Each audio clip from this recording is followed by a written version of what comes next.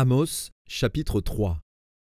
Écoutez cette parole que l'Éternel prononce contre vous, enfants d'Israël, contre toute la famille que j'ai fait monter du pays d'Égypte.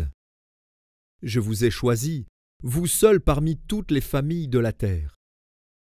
C'est pourquoi je vous châtierai pour toutes vos iniquités. Deux hommes marchent-ils ensemble sans s'être concertés? Le lion rugit-il dans la forêt sans avoir une proie? Le lionceau pousse-t-il des cris du fond de sa tanière sans avoir fait une capture?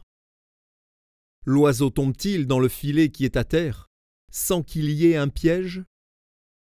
Le filet s'élève-t-il de terre sans qu'il y ait rien de pris? Sonne-t-on de la trompette dans une ville sans que le peuple soit dans l'épouvante? Arrive-t-il un malheur dans une ville sans que l'Éternel en soit l'auteur? Car le Seigneur, l'Éternel, ne fait rien sans avoir révélé son secret à ses serviteurs les prophètes. Le lion rugit. Qui ne serait effrayé? Le Seigneur, l'Éternel, parle.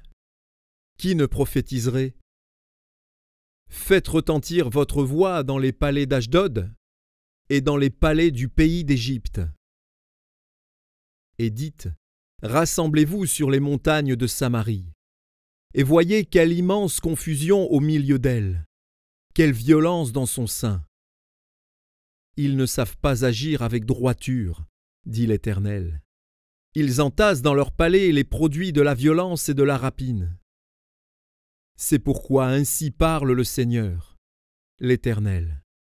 L'ennemi investira le pays, il détruira ta force, et tes palais seront pillés. Ainsi parle l'Éternel. Comme le berger arrache de la gueule du lion 2 jambes ou un bout d'oreille, ainsi se sauveront les enfants d'Israël qui sont assis dans Samarie à l'angle d'un lit et sur des tapis de Damas.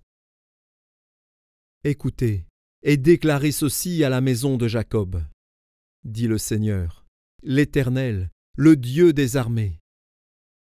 Le jour où je punirai Israël pour ses transgressions, je frapperai sur les autels de Béthel. Les cornes de l'autel seront brisées et tomberont à terre. Je renverserai les maisons d'hiver et les maisons d'été. Les palais d'ivoire périront. Les maisons des grands disparaîtront, dit l'Éternel.